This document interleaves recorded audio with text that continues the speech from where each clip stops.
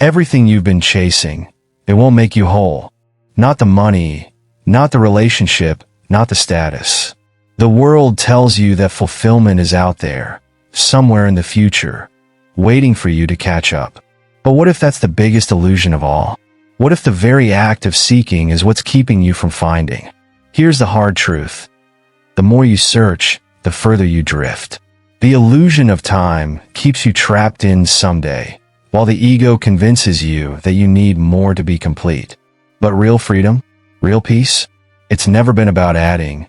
It's about undoing. It's about breaking free from the conditioning that keeps you stuck in repetitive cycles, always craving, never arriving. This isn't just philosophy. It's a wake-up call. Because the moment you stop chasing illusions, you start seeing reality for what it truly is. And once that happens, everything changes. Are you ready to let go of the illusion and step into something real? The pursuit of external desires versus inner wholeness.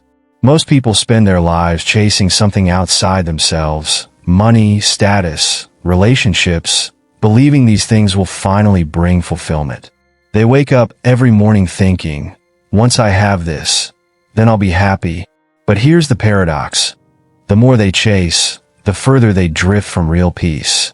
This cycle is a trap set by conditioning, where reality is shaped by an illusion that self-completeness is found externally. But fulfillment isn't a destination, it's a shift in awareness. The moment one stops running after things, a new realization emerges. Everything they were searching for was already within. Think about the last time you finally got something you wanted, a promotion, a new car, a relationship. How long did the satisfaction last? Days, weeks, maybe months? Eventually, the mind starts craving the next thing. This is the ego's game. It survives by keeping desires alive, ensuring you always feel incomplete. But what if you flip the script? Instead of seeking, what if you started observing? Meditation, journaling, and mindfulness practices are ways to witness this pattern and break free from it. A simple question to ask yourself daily. Is this desire coming from my essence? Or is it just conditioning? This isn't about rejecting desires altogether. Life isn't a monastery. It's about recognizing attachment and freeing yourself from the endless loop of needing more. When someone shifts from "I need this to be happy" to "I am already whole," and this experience is just an addition, everything changes. Relationships become deeper, work feels less suffocating, and inner peace no longer depends on external factors. And once you start tasting this freedom, you'll realize the real illusion isn't in what you lack. It's in what you thought you needed to be complete. The illusion of time and the importance of the present moment. People live as if time is a solid, unchangeable force, always running, always slipping away. They are either haunted by the past or obsessed with the future, rarely realizing that the only moment that ever truly exists is now. The illusion of time keeps the mind restless, making people believe that happiness is always later, after the next goal, the next achievement, the next stage of life. But the present moment is the only reality. Everything else is either a memory or a mental projection, both shaped by the ego. When one fully grasps this, life stops feeling like a race and starts feeling like an unfolding experience. Consider this. When was the last time you fully immersed yourself in a moment? No distractions, no thinking ahead, just being? It's rare, isn't it? Modern conditioning trains people to exist in a state of constant anticipation, scrolling, planning, analyzing, always somewhere else. But here's the secret. True liberation happens when you reclaim your presence. Simple things like mindful breathing, feeling the textures around you, or observing silence for a few minutes daily can pull you out of the illusion of time and anchor you in reality. A simple practice? Try sitting still for 5 minutes, eyes closed, and focus on the sounds around you. It's shocking how much is missed when the mind is elsewhere. And here's where it gets interesting. Once you start living in the present, life slows down, anxiety fades, decisions become clearer. The repetitive cycles of regret and anticipation lose their grip. When people finally embrace now, They realized time was never something to fight against. It was just a lens through which they viewed reality, a lens that can be changed. And when that shift happens, something deeper begins to unfold. The nature of reality and the paradox of existence. Reality isn't what people think it is. Most believe in a fixed, external world that operates independently of their perception. But what if that's just another illusion? What if reality is shaped by awareness, and the world people experience is simply a reflection of their consciousness? The paradox of existence is this. The universe appears solid, yet it is fluid. Life seems linear, yet it unfolds in infinite directions. Things feel separate, yet everything is deeply interconnected. The mind craves certainty, but reality thrives in paradox.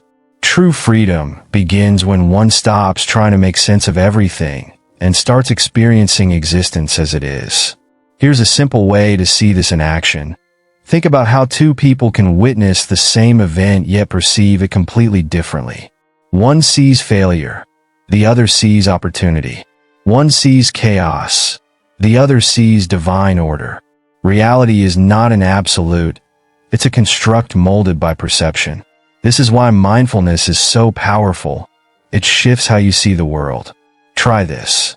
Next time something frustrates you, pause and ask, what if this situation is neutral, and only my mind is labeling it as good or bad? This simple shift in awareness can transform stress into presence, conflict into curiosity, and limitations into expansion. And here's where things get even stranger. The more someone lets go of needing reality to fit their expectations, the more fluid and harmonious life becomes. The paradox is that control is an illusion, yet surrender brings the greatest power. The more one embraces the unknown, the clearer their path becomes. But this realization brings another challenge. If reality isn't fixed and perception shapes existence, then what role does the ego play in constructing this experience? The ego, conditioning, and the path to spiritual liberation. The ego is a master illusionist. It convinces people that they are their thoughts, their identities, their past experiences. It builds a persona based on conditioning, labels achievements, social roles, and fiercely defends it. But here's the irony. The ego is terrified of being questioned because, deep down, it knows it's just a mental construct. Most suffering comes from this attachment to a false self, a version of reality shaped by years of conditioning. But liberation begins the moment one steps back and observes the ego instead of being controlled by it. Want to test this? Try sitting in silence and watching your thoughts for 5 minutes. You'll notice something fascinating. Thoughts arise on their own. They are not you. They come, they go, yet something remains unchanged: awareness. This awareness is the key to breaking free from the illusion. The next time you feel triggered, whether by criticism, rejection, or uncertainty, pause and ask, who is feeling this? The real me, or just my conditioned self reacting?